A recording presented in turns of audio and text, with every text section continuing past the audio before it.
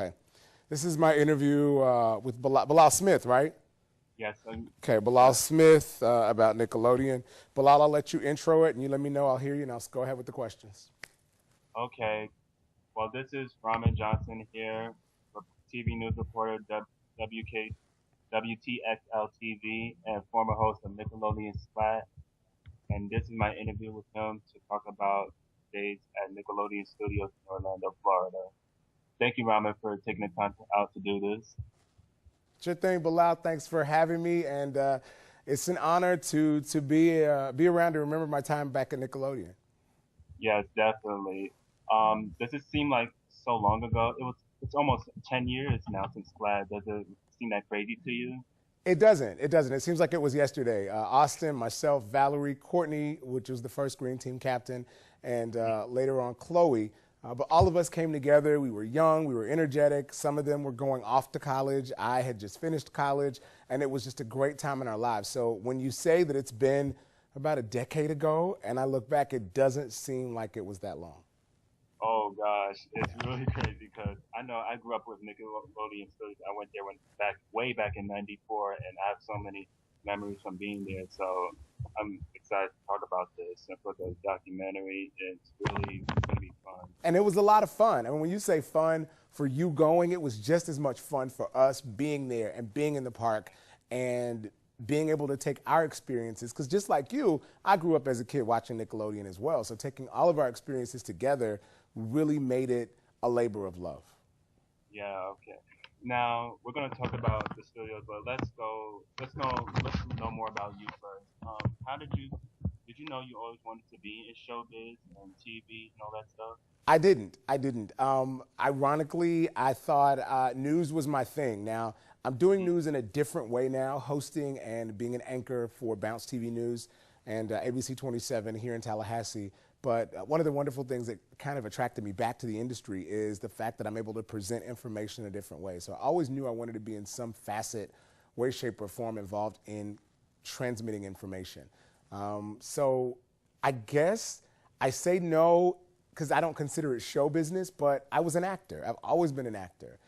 I've enjoyed, again, giving information. To me, acting was a noble profession because it allowed me to step outside of myself and look at how not to do something or how to do something. But in essence, it was telling the story.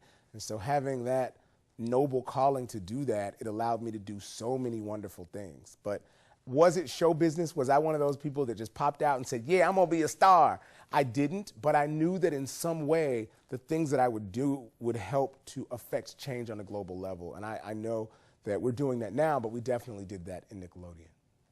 Yeah, because I saw the video on your YouTube page of acting real of you, where you was in some type of play or theater or something like that. Yeah, what was that about? Well, I've done in my career so far. I'm a member of all the major acting unions, and I've done a whole lot of plays in my time. Everything from Langston Hughes' Nativity, which they're making a movie of in New York that should be coming out, I think, in Christmas of this year, in 2013. But Langston Hughes' Nativity, I've done an off-Broadway play, Once on This Island. I've done a lot of different theater roles. So I guess one of the proudest, I think one of the ones you may have seen on YouTube, I wrote this piece called Journey Toward Love.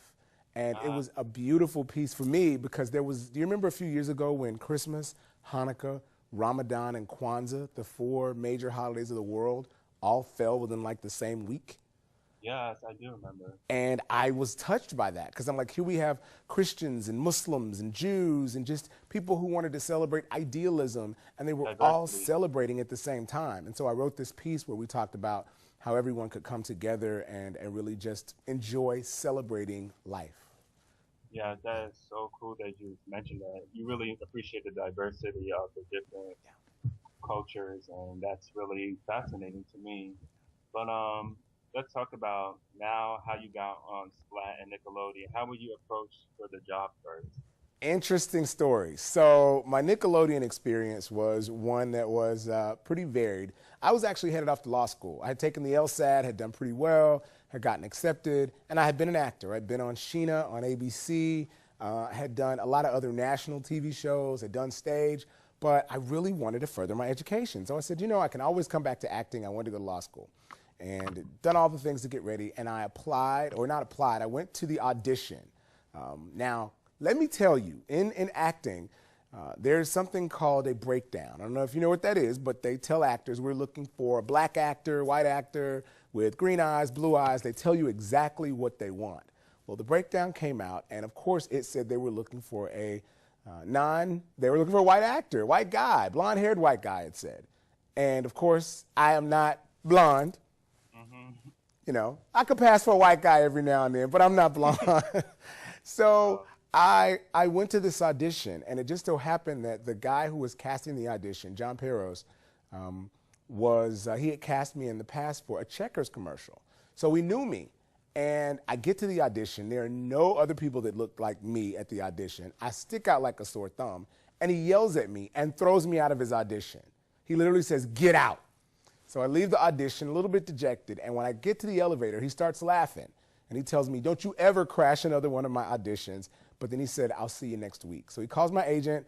They said, "I'll see you next week." I get there, I do the audition, and I don't hear anything from anyone for a year. And if you know anything about acting, you move on. You go on with your life. You're going to other auditions. You're looking at other possibilities and projects. And I got down past it, and a year later, I get a call from Nickelodeon, and they ask me if they can see me. And I go in, I see them, I meet with them, I meet with the CEO, I meet with the producers, I meet with everyone, and it's a whirlwind of travel and back and forth and talking and all these things. And finally, I found out what happened.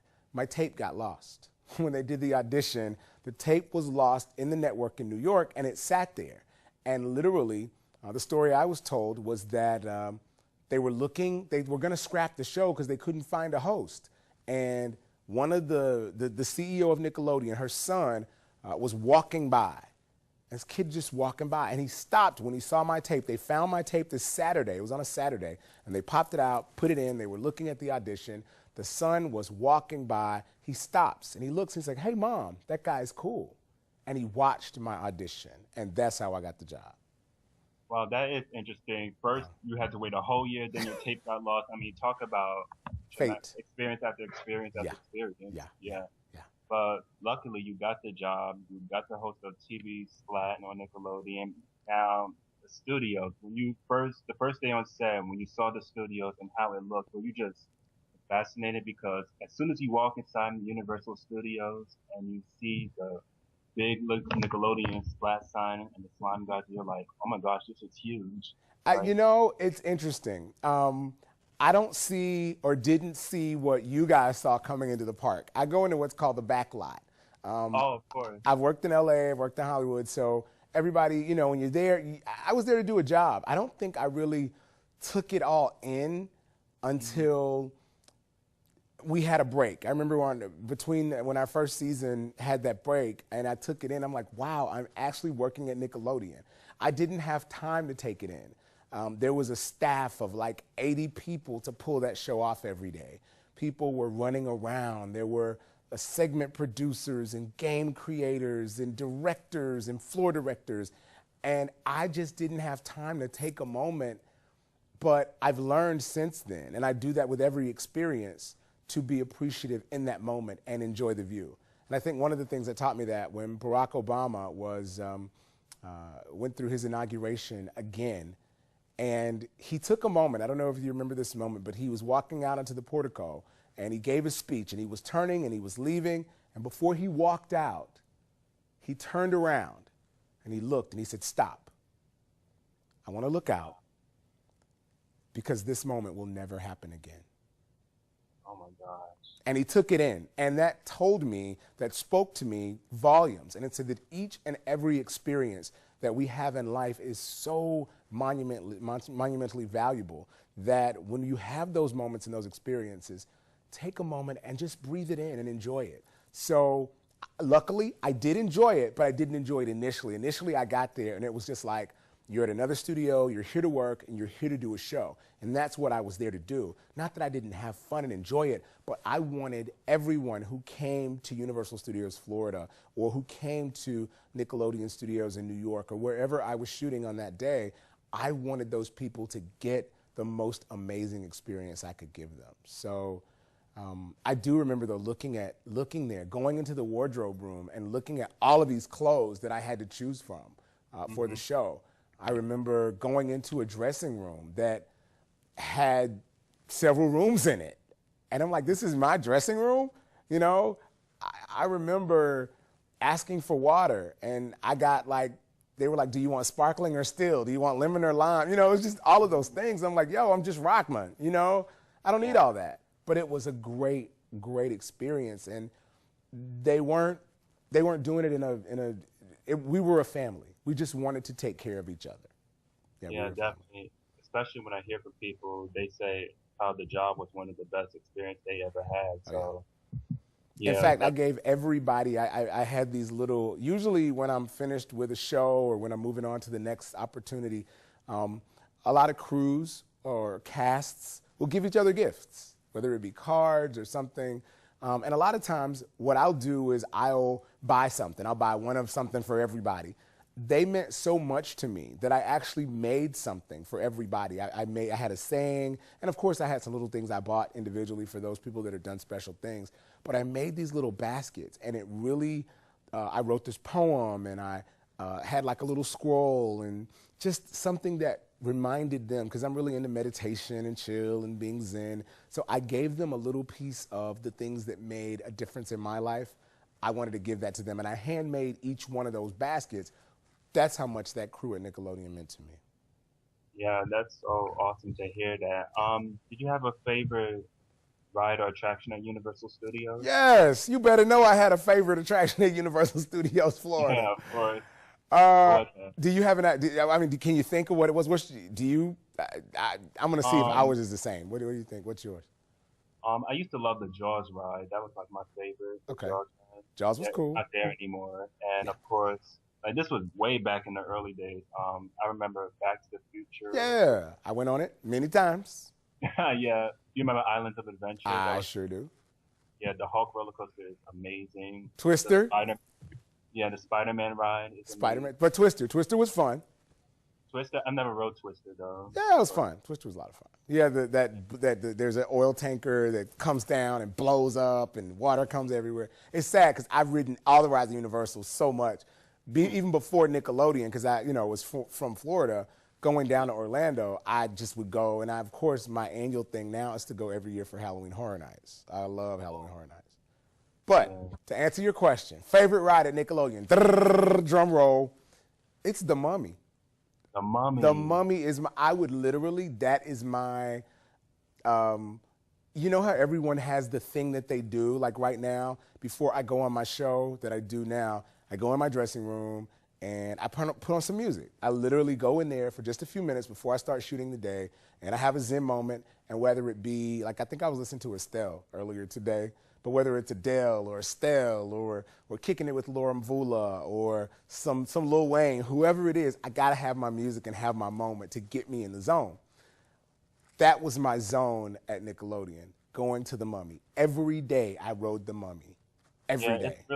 It seems like an amazing ride. I don't remember riding it, but I look at it on YouTube, and Every it's day. like a mini roller coaster, a dark ride. No, it's not mini. It's a huge roller coaster, but the difference is it's psychological because it's one of the only indoor roller coasters in the world. So the entire ride is indoors. So all of you're going 5-6 stories up in the air and you're dropping all the way down, but it's all inside. So think about psychologically, you're able to throw fire at people and have those little bugs come at you, and you're seeing all this stuff, and because it's all dark, it takes you on the journey is ridiculous. So I rode The Mummy every day. I would literally go over to my studio there was like a little back way I could get over there, and so when they would bring me to the set, I would get there, go in my dressing room, do the production meeting, and then I would literally go there, see who'd want to come with me, go ride The Mummy every day. Yeah, and of course, I'm assuming you have free lines. You get to cut the lines, right? I mean, no, I had to stand in line. I mean, they looked out for me at Nickelodeon, but it was always good to see. I would go wander the park and just talk to people. One of the things I did before every show, and some people might look at it and say it's just way too much, but even if days that I was sick or that I wasn't having a good day or you know, we've all had those moments in those days where it's just like, not today. You know what I mean? Mm-hmm. I would go out and would shake every hand in the line. I would go and walk, I call it walking the line.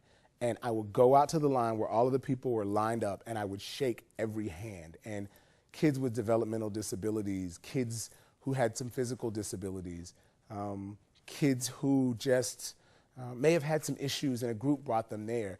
I tried to go through and give a piece of me to every one of those kids because it meant a lot to me that they wanted to come and be a part of Splat. And they were standing out there in the line 2, 3, 4 hours to come in the studio and hang out with me.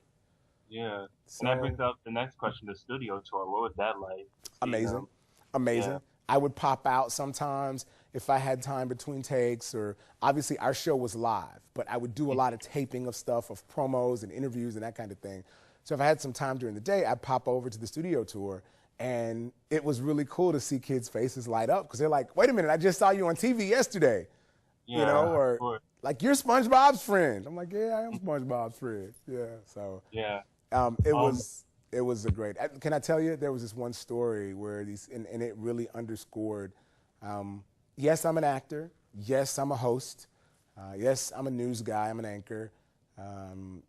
Yes, I love to have fun, but again, my goal in life is to leave this place, this experience, better than when I arrived. That's my goal.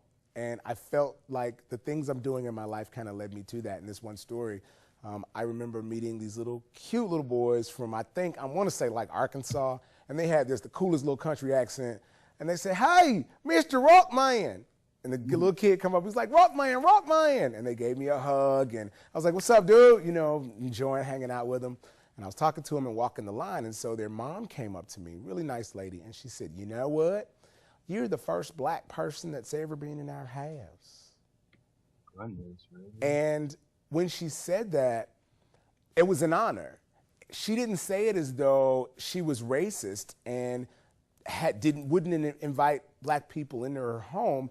But a lot of times, African Americans and Asian Americans and Latin Americans, Hispanic Americans, we don't kind of populate a lot unless we have to, unless it's at work or somewhere like that. In fact, I heard someone say that the most segregated place in America is in church on Sunday mornings, because a lot of churches, you have your churches that are of different cultures. And even though faith may be the same, culture is a dividing line.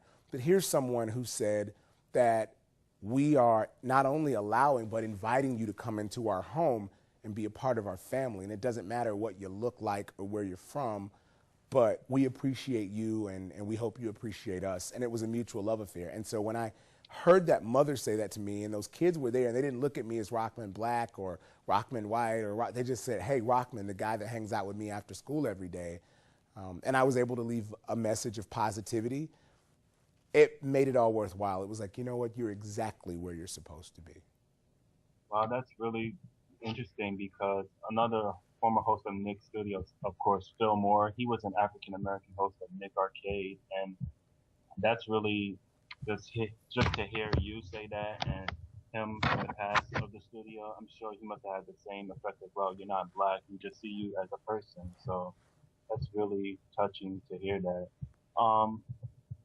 About Splat, what was the most fun thing about it? There were guest stars that would come on the show. Hulk Hogan, I saw him on that show. Hulk and his daughter Brooke. There was Omarion, who is Orion, and his brother Omarion and their crew. There was, I know Joe Piscopo, who is way throwback Saturday Night Live days. Joe Piscopo came through. I had a chance, Janet was in the park one time. She wasn't on the show, but I had a chance to meet her in the park, Janet Jackson, which was really cool because I love Janet, love her music and her performing. The guys from TNA Wrestling, they were on. We did a great segment where I actually got slammed, and I did a wrestling thing on TNA with them, and they came on Splat with us. I mean, there were just so many guests, but I guess the most fun were the characters. There was the mailman. There was the lunch lady who made this awful, awful food, and she had this like wart growing out of her chin with like hairs on it. And this mailman. And then there were some characters that I got to play with. when Oprah gave away all of those cars, I too gave away cars to everyone in the studio. They just happened to be the little Matchbox cars that you get from Hot Wheels. There was and I was Oprah. There was a character that the producers came up with, I came up with and the producers together, and it was Rahman's grandmother. And my grandmother was still living at the time, and so it was my tribute to her. And she was nothing like my real grandmother, who had a chance to watch the show before she passed on. But the character was Miss Sarsaparilla Mimosa Sweet Tea Johnson, Rahman grandmama. And there's a clip out there somewhere of that. Let me see, who else? I mean, there were just the characters. Lil Jon, we had a spoof character, Lil Jon. We had Buckwheat. Yeah, okay, from Little Rascals. I mean, we were able to create some fun characters. And back in the day, there was no Facebook, really. Facebook, it was really MySpace. No Facebook, definitely not Twitter. Twitter wasn't even thought about when we were doing the show. But people would go online, and that's how your team got points. You go to the website, and red team, green team, yellow team, you got points. And so we were kind of an innovator with using the web to really bring people in and start the conversation and keep it going behind the scenes. Of course. Yeah. Did you like living and working in Orlando, Florida? What was one of the good things about being there? Orlando was amazing and still is amazing. I visit when I can. I'll be there in a few weeks doing some shows coming up. It's great. I lived in a wonderful area. Food. I am a foodie. I am really, really greedy. That's something you may not know about me. I love to eat, which is why I go to the gym so much, because I am just a foodie. And Orlando is a food paradise. I mean, come on. You had all of the cuisines from around the world at Nickelodeon, at Universal Studios, Universal Orlando Resort. You had food. I mean, some great restaurants. They pioneered the Seasons 52 concept, and it was literally 4 blocks away from the back lot, 4 blocks down the street. So I would come out of the back lot, go to Seasons 52 and eat. I love sushi. There were great sushi restaurants there. Living there was great. Even when I was doing the Nickelodeon thing up in New York, I mean, food, it's probably the biggest draw. I mean, I'm greedy. What can I say? There's nothing wrong with that, though. Yeah, I love food, man. Yeah, but I think that's one of the things that made Nick Studios work, because it was in Orlando, not LA or New York. It was really a family-friendly environment that made it successful for all those years. Now, some of the shows we did go, we did stuff in New York, we did stuff in LA. Yeah. But the main Splat station was Orlando, and people came to Orlando to see Splat and to watch us get slimed. Of course. Yeah. And which brings up my next question. Were you ever slimed? I'm hoping yes. One time. One time. Let me tell you, okay, I can go behind the scenes. That was part, you could not slime me. Not because I didn't want to get slimed. I wanted to enjoy the fun that everybody else did. But I had on a lot of electronics. I had on 2 IFBs, which are these internal feedback.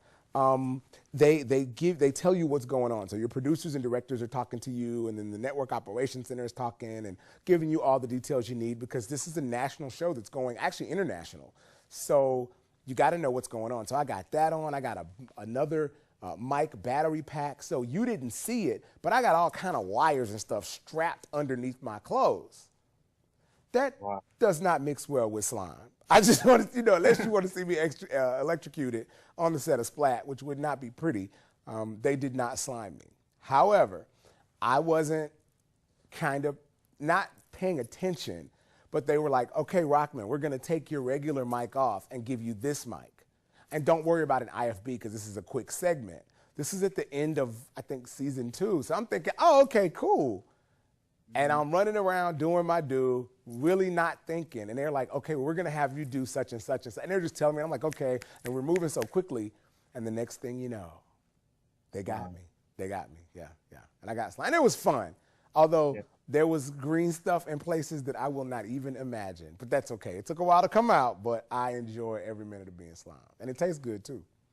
Yeah, it does. It's like vanilla pudding mixed with green food powder. No, man. Slime is mined from the center of the earth. I have no idea what you're talking about. Slime is a special thing that only comes up from the center of the earth in Orlando, Florida. Okay.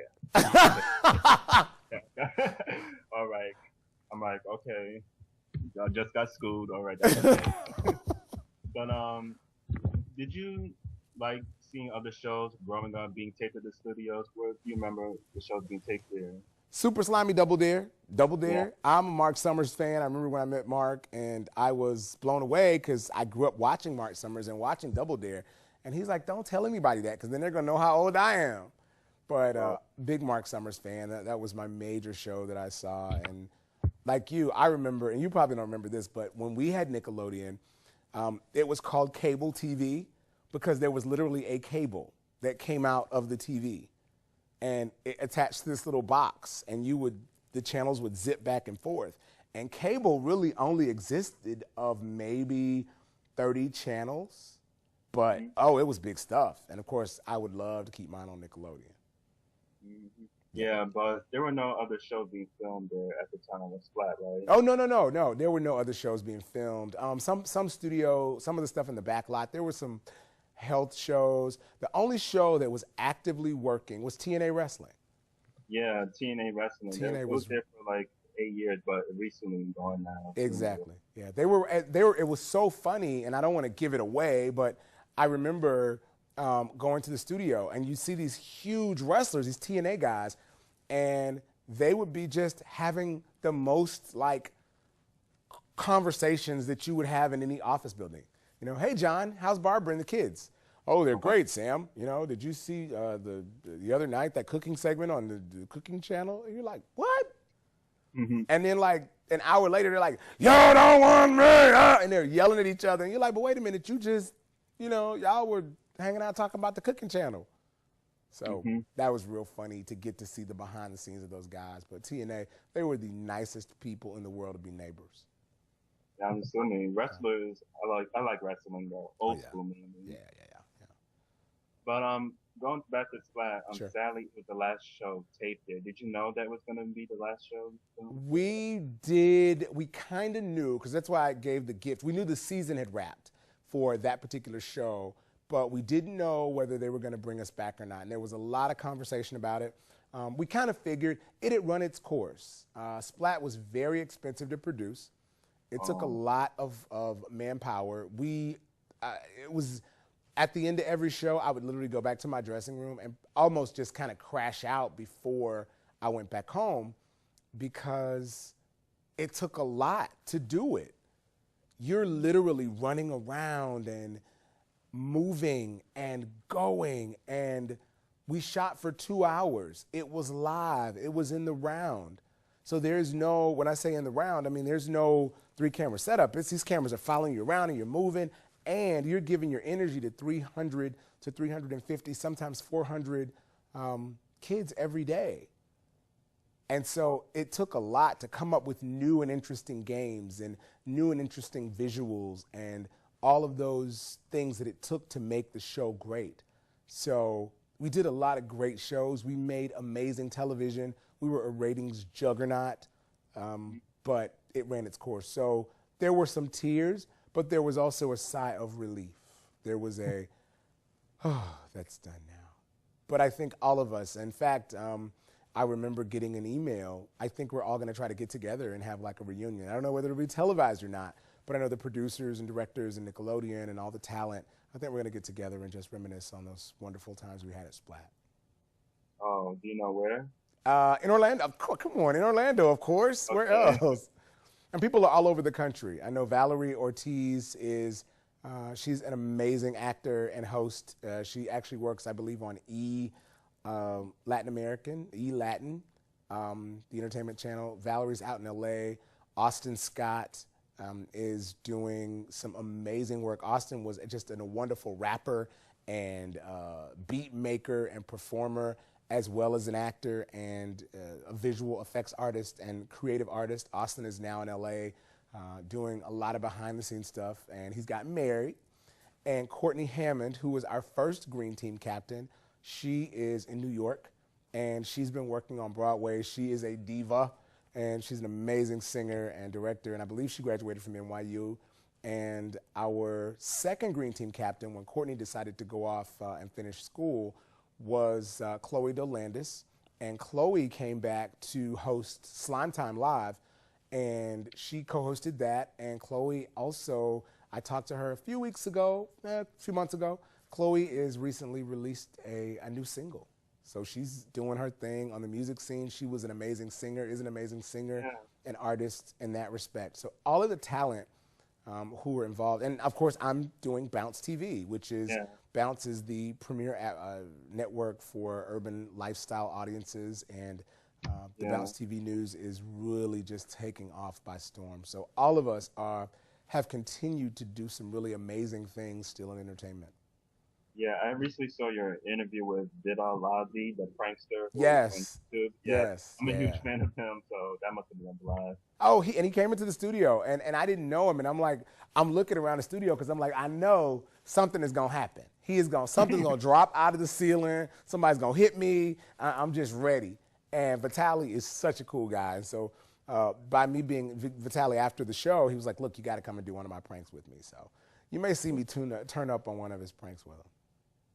Yeah. How many shows did you tape per day at Splat? At the studio? Well, it was all live, but what we would do is, one of the things you may remember during that time, there were several hurricanes that came through Florida. Oh, of course. And so we would do emergency shows. So unless there was some inclement weather, we would go live. Which was unheard of, to do a live show nationally that quickly and with no teleprompter. I didn't have a teleprompter. I had to go, so I had to remember a whole lot of script. But at the studios, was that a major effect of the downfall, the hurricane, really? Do you think that caused it, or was it a lack of decrease in the audience participation? No, the audience was there. They were participating. People were there, but it was the hurricanes. It was the weather. I mean, it was just the time that when the show was coming to an end, when those satellite times weren't. That stuff is expensive. And for us to transmit the show, the hurricanes, and no other time in Florida, besides this time, those 3 hurricanes came right across the Central Florida area. And so, there were some attractions that were damaged, and of course we couldn't get a satellite link and all of those things. So it was more of a business decision, I think, as opposed to the audience not coming, because the ratings were top until the end of the show. Ratings were the top of the line. Yeah. It's been 8 years now since it closed, and a lot of people miss it, and they want to see it reopen. Would you like to see it reopen, Nick Studios? I would. I heard from another group that's doing a Nick Studios Reopen Nick Facebook page, and I had a great interview with them. And you know what? I'm 100% for it. I can't wait to one day take my kids there and allow them to experience the joy and wonder and love that I did at Nickelodeon Studios at the Universal Orlando Resort. So I hope they do. If it makes financial sense, it's a great economic boost for the state of Florida. It's a great boost for the Orlando economy. And it's just a great morale boost to see Nickelodeon continue to do what it does so many years later. Yeah, I think that was the legacy of it. It was really a place where you could just be a kid, especially for adults. You could just let loose and be a part of the whole live tapings and live show. And that's back then, it's amazing. I was at Tyler Perry Studios in Atlanta, and I was doing a project there. And Tyler Perry has this waterfall when you walk into his studio, and it's a beautiful glass waterfall. And there's something that's etched there, and I say it quite often, and it says, Tyler Perry Studios, a place where even dreams believe. And I think that about Nickelodeon. It's a place where even your dreams can have dreams. Yeah. Exactly. I think that was the best thing about it. Just the world's first headquarters for kids, and especially for Orlando. Back then it was known as Hollywood East, and for a decade. Yeah. And the hotel's still there. Don't forget Nick Hotel. One of my great friends, Will Bowman, William Howard, William and I went to college together, undergrad. And after I left to go do movies, because I ended up doing a bunch of movies and other stuff, Will came, and Will hosted the game shows from the Nick Hotel. So, and Will's out in LA now making movies and doing just amazing things. But Nick Hotel's still going strong, and it's still just a piece of the magic, but it's not quite at the Universal Orlando Resort. Yeah, the time capsule is currently buried there at the Nick Hotel. Exactly. Yeah, yeah. You've been doing your research, man.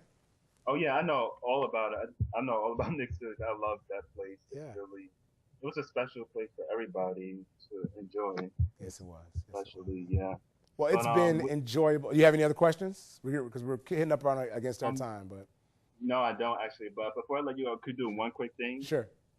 All right. I don't know if you ever said the ending spiel for Splat is taped in front of a live studio audience. Did you ever say that?